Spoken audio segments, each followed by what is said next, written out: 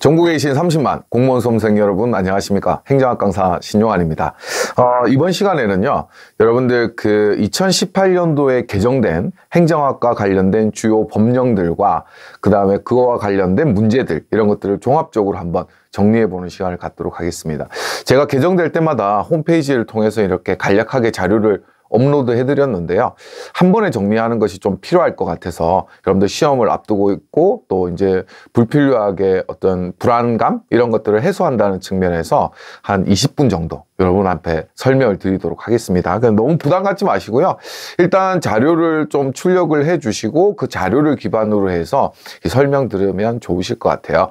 우리가 시험과 관련해서요, 이 정리를 해야 될 필요가 있는 게 한 4가지 법령 정도가 있어요. 그래서 어떤 것들인지를 한번 살펴보면요. 이 첫 번째가 재정사업 자율평가 제도라고 하는데요. 요건 이제 국가재정법과 관련된 거고요. 그 다음에 두 번째 국민참여예산제도. 네, 드디어 우리가 이제 주민참여예산제도는 있었는데 국민참여예산제도는 없었잖아요. 드디어 이제 도입이 됐습니다. 올해부터. 그래서 요 내용도 한번 참고해 보셔야 되고, 그래서 여기 이제 1번과 2번 요것과 관련된 게 국가재정법과 관련된 거예요. 국가재정법과 관련된 내용이고, 그 다음에 세 번째로 이제 보게 되는 게 공공기관의 지정. 여러분들 이 공공기관의 지정과 관련해서 3가지 알고 계시죠? 공기업, 준정부기관, 기타 공공기관. 그래서 그 공공기관을 지정하는 그 내용이 조금 바뀌었어요.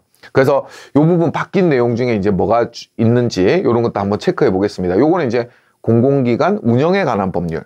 조직에 나오는 내용이죠. 그 다음에 이제 마지막으로 하나 이제 더 추가해야 되는 게 이 지방자치분권 및 지방행정 체제 개편에 관한 특별법이라고 해서요. 요거는 이제 박근혜 정부가 이제 중간에 이제 끝이 나고 문재인 정부가 들어서면서 기존에 이제 지방분권 및 지방행정 체제 개편에 관한 특별법이었는데 이름이 바뀌었어요. 그래서 지방자치라는 말이 들어갔습니다. 그러면서 이제 법이 좀 개편된 내용들이 있거든요. 그래서 요 내용까지 해서 간단하게 한번 정리를 해보도록 하겠습니다. 자, 그러면 하나하나씩 가보도록 할게요. 첫 번째, 재정사업 자율평가 제도입니다. 여러분들 프린트 다 받으셨죠? 자, 첫 번째 시작해 보겠습니다. 요 재정사업 자율평가 제도는요, 간략하게 말씀드리면 어떤 구조로 되어 있냐면, 각 사업부처에서 자율적으로 재정사업을 평가하고요. 그 다음에 평가한 내용에 대해서 기획재정부가 다시 한번 평가하는 요런 이제 구조였어요. 근데 이제 그 평가의 범주나 내용이 좀 달라졌는데, 일단 자체 평가에서 어떻게 바뀌었는지 한번 보도록 하겠습니다. 자, 첫 번째 자체 평가의 내용입니다. 기존에는요, 이 평가의 대상이 어땠냐면 매년 재정사업의 어떤 3분의 1을 평가했어요. 매년 재정사업의 3분의 1을 평가한 겁니다. 그러면 매년 3분의 1, 3분의 1, 3분의 1 이렇게 평가를 하게 되면 3년에 걸쳐서 전체 사업을 한번 평가하게 되는 거죠. 그런데 이번에는 어떻게 바뀌었냐면 이제 전체 재정사업을 매년 평가하는 것으로 바뀌었습니다. 매년. 그러면 전체의 모든 사업이 1년 주기로 평가를 받게 되는 거죠. 요 개정이 이제 왜 이루어졌는지를 한번 생각해 보면요. 요즘 이제 행정 환경의 변화가 굉장히 빠르잖아요. 그래서 어떤 국가가 하는 재정 사업이라고 하더라도 재정 건전성 강화를 위해서 불필요한 지출의 경우에는 과감하게 폐지하거나 이제 종결을 시켜야 되는 거죠. 그래서 그런 차원에서, 즉 다시 말하면 지출 구조를 합리화하기 위해서 어떤 평가의 주기를 빨리 가져가고 있다, 이렇게 보시면 될 것 같아요. 그러니까 기존에는 3년 주기로 전체 사업을 평가했다면 이제는 매년 전체의 재정 사업을 평가하도록 하고 있다라는 겁니다. 아주 중요한 변화죠. 요건 실질적으로 기존에 있던 문제도 있습니다. 그래서 요거 꼭 알아두시고요. 그 다음에 두 번째, 등급의 문제인데요. 그러면 이제 몇 등급으로 평가할 거냐라는 거죠. 요 문제가 이제 왜 발생하냐면 기존에는 이렇게 평가를 5단계로 등급화했어요. 그래서 매우 우수, 보통, 미흡, 매우 미흡 이렇게 이제 구분을 했었는데 이제는 요 등급이 3단계로 좀 간소화됐습니다. 그럼 왜 간소화시켰느냐? 이렇게 한번 생각해 보면요. 일단 예전에는 3분의 1씩만 평가하면 됐는데 이제는 매년 전체 사업을 평가해야 되잖아요. 그러니까 평가의 부담이 어때요? 평가의 대상 사업이 굉장히 넓어졌죠. 평가의 대상 사업이 굉장히 넓어졌으니까 평가에 대한 업무 부담이 너무 많잖아요. 그래서 이 넓게 평가돼 좀 등급을 매기는 과정 자체는 좀 간략화한 거예요. 그래서 5단계에서 3단계로. 그러니까 1년 주기로 모든 사업을 평가하되 5단계를 3단계로 줄여준 겁니다. 그 다음에 우리가 지표도 줄였어요. 그러니까 평가해야 되는, 체크해야 되는 항목들이 있잖아요. 그래서 기존에는 이 11개 지표로서 평가를 했습니다. 그래서 각각 계획 단계, 관리 단계, 성과 단계, 환류 단계 이렇게 구분해 가지고요. 11개의 지표로 평가를 했었는데 이제는 너무 많다는 거죠. 너무 많기 때문에 지표도 이렇게 4개의 지표로 간소화했습니다. 그래서 여러분들 꼭 기억해야 되는 게 평가 대상의 범위는 넓어졌다. 그러니까 매년 모든 사업을 평가하게 되었다. 다만 평가의 업무 부담을 고려해서 등급을 5단계에서 3단계로 줄이고 지표를 11개에서 4개로 줄였다. 요런 이제 중요한 3가지 변화가 있게 되는 거죠. 요것과 관련해서요. 만약에 이제 문제가 나오면 어떤 문제가 나올 수 있느냐. 예전의 기출 문제를 참고해서 만들어 보면요. 같이 한번 풀어보겠습니다. 첫 번째 문제입니다. 재정사업 자율평가 제도는 사업수행부처가 소관 재정사업을 매년 모두 평가한다. 이렇게 돼 있어요. 매년 모두 평가한다. 옵니까 있습니까? 예전에요. 이게 2016년도 기출문제에서는 X지문이었습니다. X지문. 그런데 그럼 2016년도에는 매년 3분의 1이었잖아요. 그래서 X지문이었는데 지금 만약에 이렇게 출제된다면 O에 X예요? O죠. 매년 모든 사업을 평가하는 겁니다. 그래서 꼭 알아두시고요. 그 다음 두 번째 문제입니다. 재정사업 자율평가 제도에서 각 사업부처는 평가 지표별 점수를 종합하여 매우 우수, 우수, 보통, 미흡, 매우 미흡 5단계로 등급화해서 자체적으로 평가한다. 자, 등급은 5단계에서 몇 단계로? 3단계로 줄었다고 말씀드렸죠? 그래서 이건 틀린 지문이 되는 겁니다. 그 다음에 세 번째 문제 보도록 할게요. 재정사업 자율평가 제도는 사업수행부처가 계획관리, 성과 한류의 단계의 11개 지표에 근거해서 평가한다. 자, 지표는 11개에서 몇 개로 바뀌었다고 했어요? 4개로 바뀌었다고 말씀드렸죠? 그래서 이것도 틀린 지문이 되겠습니다. 그래서 여기까지 해서 이제 재정사업 자율평가에 대해서 봤고요. 그 다음에 이 재정사업 자율평가를 각 부처에만 자체평가에만 맡기는 건 아니거든요. 그렇게 자체평가에서 한 걸 확인하고 점검하는 단계가 있어요. 요게 이제 기획재정부의 역할이 되는데 이 기획재정부의 사업평가 방식이 어떻게 바뀌었느냐 요것도 이제 한번 보도록 하겠습니다. 기존에는 어떻게 했냐면요. 메타평가라고 해서요. 메타평가, 상위평가죠. 메타평가라고 해서 자체평가한 모든 결과를, 자체평가한 결과를 전부 다 확인하고 점검했어요. 전부 다 확인하고 점검했습니다. 근데 이제 어떻게 바뀌었냐면 핵심 사업평가로 바뀌었어요, 이름이.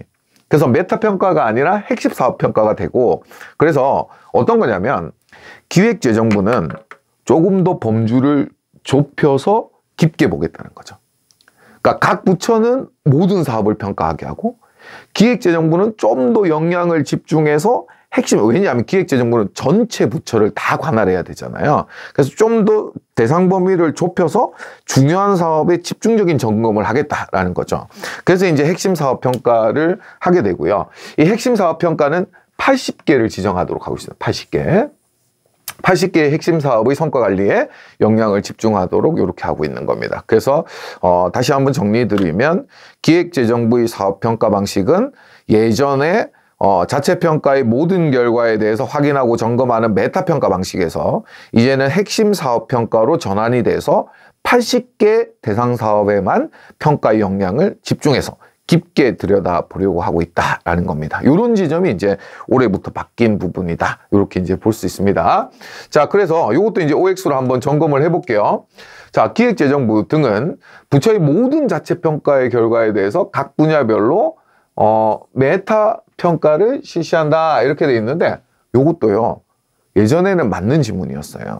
근데 이제는 틀린 지문이 됩니다. 일단 모든 자체평가의 결과를 점검하지 않습니다. 뭐라고 했습니까? 80개의 핵심 사업에 대한 평가를 한다라고 말씀드렸죠. 그렇죠? 그래서 요게 이제 틀린 지문으로 이렇게 체크가 되겠습니다. 여러분들 요 내용은요. 여러분들 프린트에도 나와 있겠지만 기본서 664페이지의 내용이에요. 그래서 664페이지 참고하시면서 고치시면 될 것 같아요. 자, 그 다음에 이제 두 번째 요거 한번 보겠습니다. 두 번째가 뭐냐면 국민참여예산제도입니다. 요거 이제 여러분들 주민참여예산제도에 대해서는 많이 들어보셨을 텐데요. 국민참여예산제도는 시행되지 않았다라고 알고 계실 거예요. 근데 2018년도부터 국민참여예산제도가 시행이 되고 있습니다. 그래서 요 내용은 이제 뭐가 중요하냐면 시행되고 있다 요걸 아셔야 돼요. 우리가 이제 주민참여예산제도는 지방재정법에 이제 규정이 돼서 2011년도부터는 아예 의무화돼서 시행이 되고 있잖아요. 근데 이제 국민참여예산제도는 국가재정법 시행령 제7조 2라고 해서 요게 이제 신설된 시행령입니다. 그래서 예산 과정에서의 국민 참여라고 해가지고요. 여기 보시면 2항에 보시면 정부는 예산 과정에 국민 참여를 통하여 수렴된 의견을 검토하여야 하며 이렇게 되어 있습니다. 검토를 하는 겁니다. 그 결과를 예산 편성 시에 반영할 수 있다. 이렇게 되어 있어요. 예산 편성.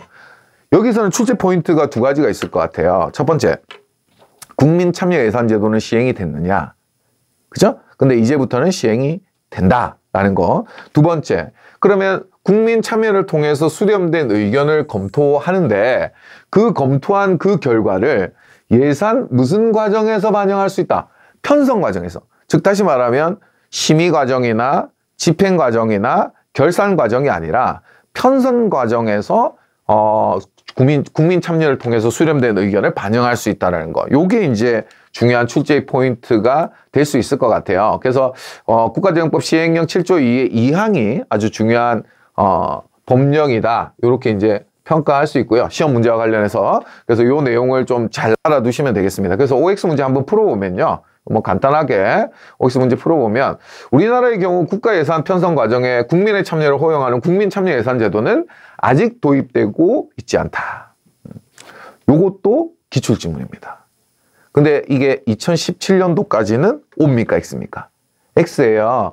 이거 O가 되는 거. 아직 도입되어 있지 않은 게 맞았던 겁니다. 근데 2018년도부터, 올해부터 여러분들 시험 칠 때는 이게 O 지문으로 도입되고 있으니까 이 X 지문으로 이제 바뀌게 되는 겁니다. 그래서 국민참여예산제도는 이제 우리나라에서도 도입되어 있다. 즉 다시 말하면 국민참여 예산제도도 도입되어 있고, 그 다음에 지방재정법에 주민참여 예산제도도 도입되어 있다. 그죠? 요 두 가지 다 이제 도입되어서 시행되고 있다. 이렇게 이제 정리를 하시면 될 것 같습니다. 자, 그 다음에 이제 또 세 번째 가보도록 하겠습니다. 세 번째가 뭐냐면 이 공공기관의 운영에 관한 법률, 요 내용이에요. 그래서 이 공공기관 지정에 관한 문제가 사실 여러 번 시험 문제 나왔잖아요. 그 공기업, 준정부기관, 기타 공공기관 이렇게 이제 구분하는 시험 문제가 나왔었는데, 요 참 여러분들이 좀 애를 먹여요. 이거 암기하고 하는데. 그래서 여러분들 수업 때도 제가 몇 가지 강조한 포인트가 있었는데 그거와 관련해서 좀 바뀐 게 있어요. 첫 번째, 시장형 공기업. 이 꼭 외워야 되잖아요. 시장형 공기업. 근데 이 시장형 공기업에 변화가 생겼어요. 어떤 변화가 생겼냐면 시장형 공기업이 하나 늘었습니다. 하나가 늘었어요. 하나가. 뭐가 늘었냐면 강원랜드. 요즘 채용 비리 때문에 말이 많죠. 그렇죠? 강원랜드가 돈을 잘 버나 봐요. 우리가 시장형 공기업이 되려면 자산 규모가 2조 원 이상이 되면서 자체 수입의 비율이 85% 이상이 돼야 되잖아요. 이런 요건들을 충족시키면서 이 강원랜드가 시장형 공기업으로 들어왔습니다. 웃어야 할까요? 울어야 할까요? 강원랜드가 여러분들 돈을 많이 벌고 있습니다. 어쨌든 자, 강원랜드가 뭐다? 시장형 공기업이다 라는 거 여러분들 꼭 하나 추가해서 알아두시고요. 그 다음에 두 번째, 공공기관 또 지정과 관련해서 준시장형 공기업과 이제 기타 공공기관 이런 것들이 있는데, 준시장형 공기업과 그 다음에 준정부기관, 기타 공공기관이 있는데, 공기업 중에서도 이제 준시장형 공기업에서 또 변화가 있는 게 있는데요. 뭐가 있냐면, 요거예요. 준시장형 공기업이 하나가 빠졌어요. 하나가 빠졌다. 뭐가 빠졌냐면 요겁니다. 한국관광공사. 한국관광공사가 이제 위탁 집행형 준정부기관이 됐습니다. 준정부기관이 됐어요. 여러분들 한국관광공사 시험 문제 많이 나왔습니다. 한국관광공사는 준시장형 공기업이 더 이상 아닙니다. 준정부기관입니다. 위탁 집행형 준정부기관입니다. 요거 하나 여러분들 꼭 알아두셔야 될 것 같고요. 자, 요 정도만 알아두시면 될 것 같아요. 그래서 여러분한테 이제 강조드리는 게 두 가지만 알아두자. 바뀐 것 중에 첫 번째가 뭐냐면 관광공사. 요게 이제 준정부기관이 됐다는 거. 그 다음에 또 하나가 바뀐 게 뭐냐면 공공기관 지정에 있어서 강원랜드. 강원랜드가 시장형 공기업이 됐다는 거. 강원랜드 시장형 공기업, 그다음 한국관광공사가 준정부기관이 됐다는 거. 요 두 가지 체크하고 강조를 드리도록 하겠습니다. OX 문제를 한번 풀어보면요. 공공기관 운영에 관한 법률에 따라서 준시장형 공기업에는 한국마사회. 맞죠? 한국관광공사. 이제 더 이상 아니다. 준정부기관이다. 이렇게 말씀드렸죠. 그렇죠? 그래서 한국도로공사를 맞고요. 한국도로공사는 맞습니다. 그래서 요거는 틀린 지문이 되는 겁니다. 됐습니까? 그래서 요렇게 이제 정리를 해 두시면 될 것 같고, 그 다음에 마지막입니다. 마지막이 뭐냐면 요 지방자치분권 및 지방행정체제 개편에 관한 특별법의 내용이에요. 요것과 관련해서는 제가 이제 문재인 정부가 이제 갑자기 들어서게 되면서 요게 이제 한 5년짜리 한시법령들이 계속 개정되고 있는 거거든요.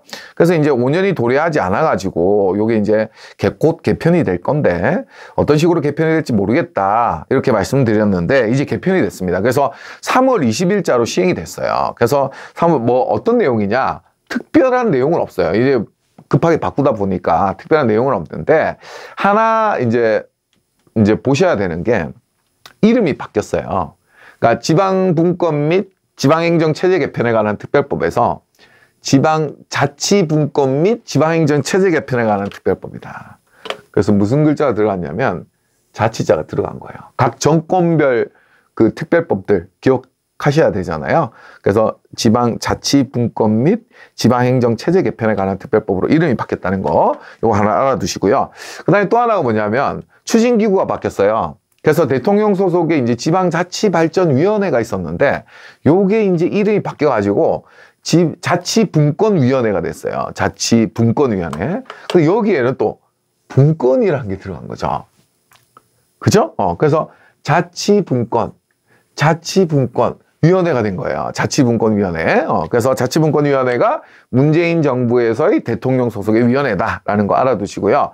그 다음에 이제 이 기구에서 위원회에서 좀 위원회를 구성하는 데 있어서 좀 특이할 만한 게 뭐냐면 예전에는 이제 당연직 위원하고 위촉직원, 위촉직 24명, 요렇게 이제 구성이 됐었는데, 당연직 위원은 이제 기재부 장관, 행정안전부 장관, 국무조정실장, 요렇게 해서 이제 3명이 이제 들어가는 거고요. 다만 여기서 좀 특이한 점은 안건과 관련해서 부처 장관급이 그 위원회에 참석이 가능하다라는 규정이 이제 들어갔습니다. 그래서 요걸 하나 참고를 해 주시면 될 것 같고요. 요 정도 내용. 그러니까 법의 이름이 뭐냐, 그 다음에 대통령 소속의 위원회가 뭐냐, 요 두 가지 정도는 꼭 체크를 해 두셨으면 좋을 것 같아요. 자, 그러면 이것과 관련해서 또 문제를 하나 정리를 해 볼게요. 그래서 OX 문제를 보시면, 자, 첫 번째, 지방자치분권 및 지방행정체제 개편을 추진하기 위해서 국무총리 소속으로 자치분권위원회를 둔다, 이렇게 돼 있는데, 일단 틀렸죠. 국무총리 소속이 아니고 뭡니까? 대통령 소속인 거죠. 그래서 이건 틀린 지점이 되고요. 그 다음에 이제 자치분권위원회의 당연직 위원은 기재부 장관, 행안부 장관, 그 다음에 국무조정실장. 그렇겠죠, 그렇죠? 그래서 업무를 조정하고, 그 다음에 뭐 지방자치와 관련된 거고, 이건 예산과 관련된 거니까요. 그래서 이제 당연직 위원 한다. 이 3명이 당연직 위원이 되는 겁니다. 이게 맞는 지문이 되죠. 그래서 이렇게까지 해서 오늘 내용을 다 정리해 봤습니다. 여러분 어떻습니까? 간단하죠? 한 20분 정도 우리가 한 4개의 법률들을 정리해 봤는데요. 요 정도 정리하시면 여러분들 올해 상반기 시험 치르는 데는 큰 문제가 없을 것 같아요. 그래서 조금 번거로우시더라도 제가 다른 내용들은 다 쳐낸 거거든요. 사실 개정된 게 이것밖에 없겠습니까? 여러분들 시험 문제와 관련해서 제가 이제 정리를 한 거니까 이 부분은 간과하지 마시고 꼭 정리를 하셔가지고 다음 시험에 대비해 주셨으면 좋겠습니다. 여러분들 시험을 이제 계속 이제 앞두고 또 치러지고 있는 과정입니다. 힘드시더라도 끝까지 포기하지 마시고요. 끝날 때까지 끝난 게 아닌 거 아시죠? 여러분들과 함께 응원하겠습니다. 여러분 감사합니다.